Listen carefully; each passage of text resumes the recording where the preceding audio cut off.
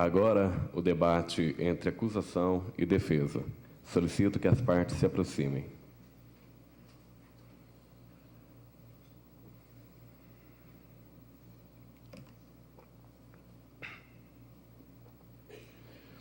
Os debates deverão ocorrer em alto nível, devendo ficar restrito apenas para divergências de opiniões e pensamentos. Não será tolerado neste tribunal nenhuma falta de respeito. Podem retornar aos seus lugares.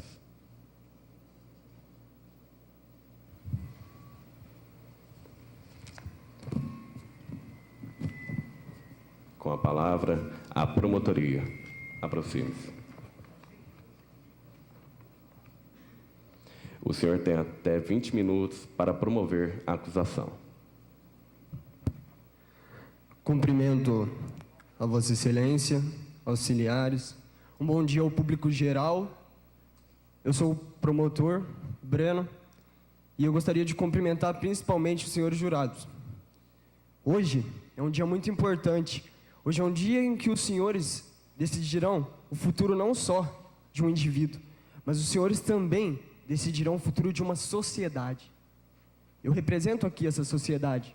Uma sociedade que não aguenta mais conviver com indivíduos que são irresponsáveis no trânsito e que colocam em risco a vida não somente dele, mas como de outras pessoas também. Antes dos senhores tomarem qualquer tipo de escolha, antes dos senhores tomarem qualquer tipo de decisão, é importante, em todos os casos, que conheçamos bem os fatos, que conheçamos realmente como tudo aconteceu, para que o que sejam decididos sejam coisas leais, sejam coisas justas e não principalmente equívocos. Era uma noite, dia 20 de maio, às 11 horas, para ser mais específico. Chovia no local, ou seja, a pista estava molhada, o que aumenta bastante o risco de ocorrerem acidentes de trânsito. Só que não para por aí. Além de o tempo estar meio chuvoso, a pista está molhada. Outro detalhe é bastante importante.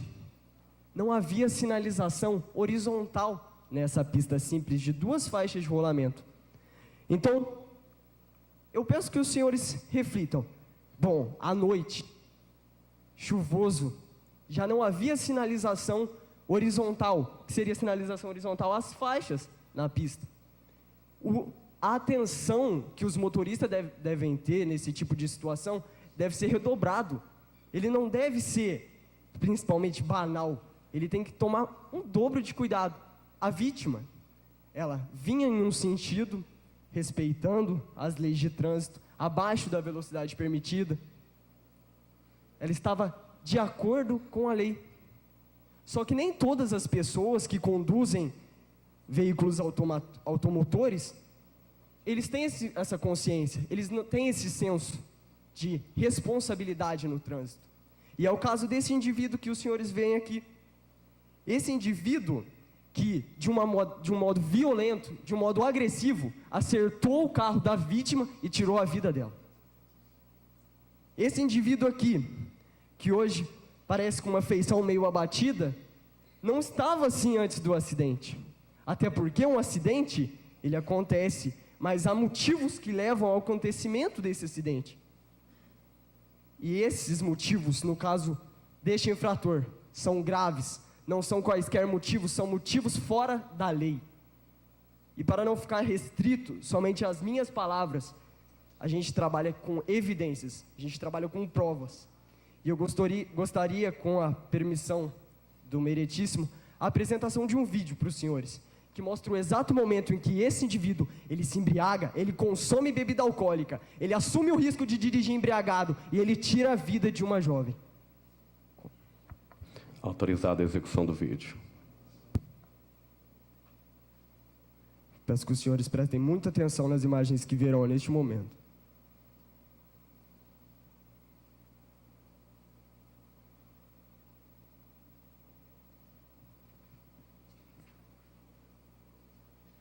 Ele parece lúcido para vocês? Ele parece ter a capacidade de dirigir? Olhem bem para essas imagens. Ela atingiu o carro dele ou ele agressivamente atingiu o carro dela? Bom, vocês viram aqui o que aconteceu. E para não ficar também restrito ao vídeo, o consumo de bebida alcoólica por parte dele foi constatado por essas imagens e a Polícia Rodoviária Federal, veja bem, não é suposição minha, a Polícia Rodoviária Federal constatou por meio do BAT. O que seria o BAT? BAT é o Boletim de Acidentes de Trânsito.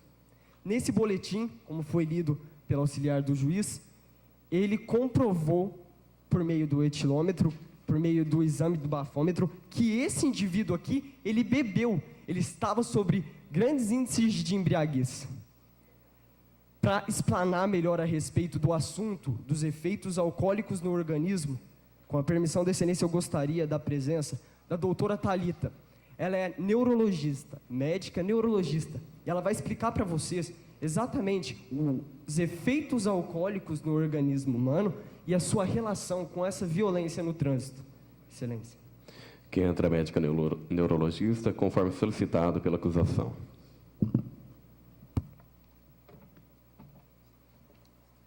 Bom dia, doutora. Por gentileza, faça uma explanação a respeito do que foi constatado em termos de álcool e o seu relacionamento, tanto com o organismo humano quanto com a violência no trânsito. Primeiramente, bom dia a todos. Inicialmente, eu gostaria de apresentar um vídeo informativo sobre o assunto.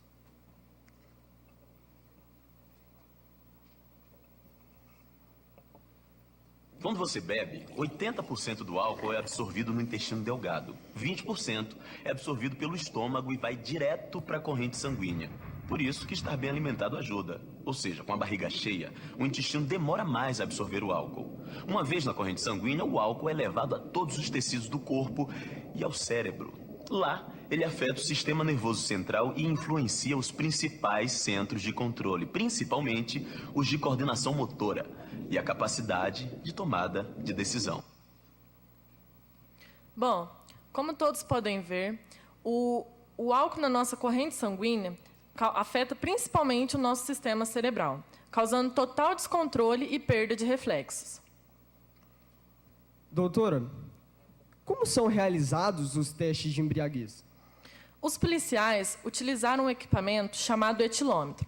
Esse equipamento serve para medir a quantidade de álcool presente na corrente sanguínea, através do ar expelido pelos pulmões.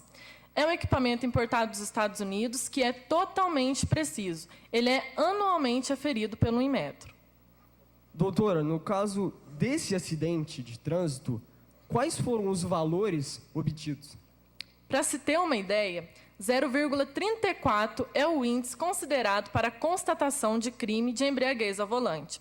Já no caso em tela, o condutor apresentava 1,10 miligramas, ou seja, são quase 4 vezes a mais do que esse índice, o que teve como principal consequência a diminuição da sua capacidade psicomotora, afetando diretamente a sua condição para a condução do veículo. Doutora, caso esse indivíduo aqui não tivesse consumido bebida alcoólica, a sua capacidade, o seu organismo, ele poderia ter evitado o acidente de trânsito? Provavelmente sim. Excelência, a acusação não tem mais perguntas para a médica. A defesa tem alguma pergunta à médica apresentada?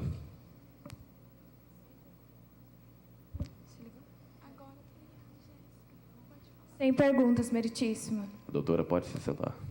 Promotor, prossiga com a palavra. Obrigado. Senhores, alguém bebe por acaso?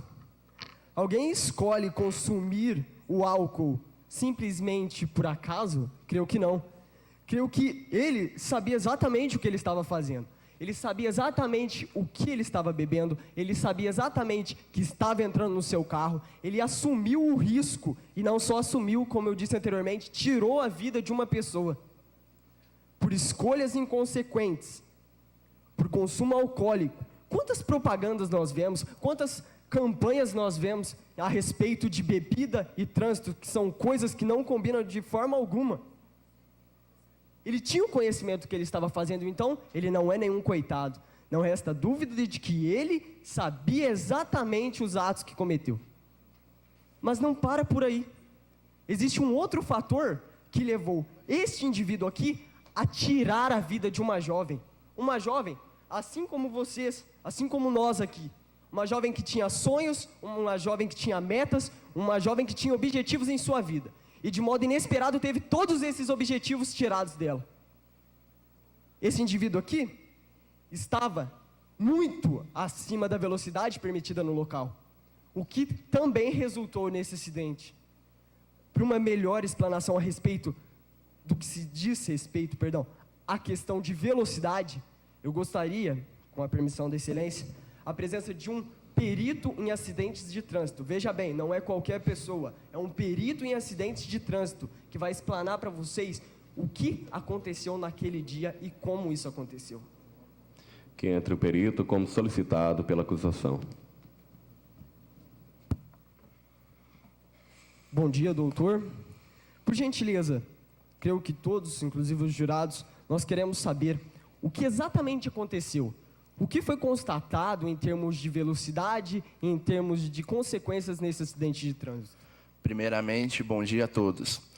O boletim de acidente de trânsito concluiu que o veículo do réu era conduzido a uma velocidade de 80 km por hora, enquanto a vítima conduzia o seu veículo a uma velocidade de 55 km por hora.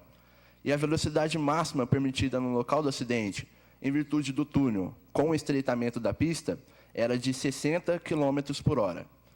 Estas velocidades foram estimadas a partir de levantamentos e medições realizados no local do acidente, como marcas de frenagem, nível de deformação nos veículos, análise dos velocímetros e os tipos de lesões nas vítimas.